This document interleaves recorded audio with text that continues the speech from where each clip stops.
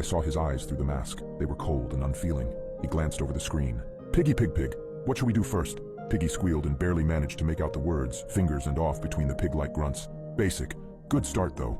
Wolf disappeared again, but he wasn't gone for more than a few seconds before he returned with a cleaver. He didn't hesitate before bringing them down on his victim's right hand. Off came the fingers. The whole room cheered, and I puked on the floor. The poor tied-up bastard wailed, begging the wolf to let him go. Wolf didn't care what he wanted. He just turned to the chat again.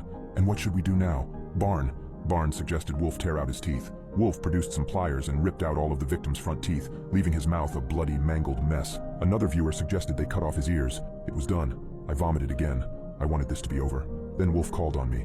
Lucky Star, I understand you're shy about your voice. That's all right.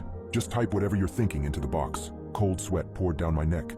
I felt all eyes metaphorically on me. If I didn't say something, they'd get suspicious, and I didn't want to be the next one in the chair. So I gulped down the bile in my throat and typed out the first thing that came to mind.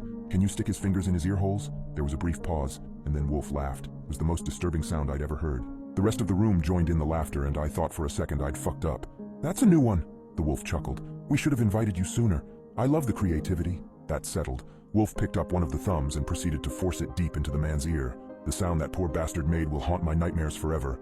A pointer finger joined it, and in the other ear he managed to fit 2 pinkies and an index. The man started howling and Wolf chuckled again. He's deaf now. I think I popped his eardrums with that. The show continued, finally ending with Trist saying the time was up and Wolf should wrap things up.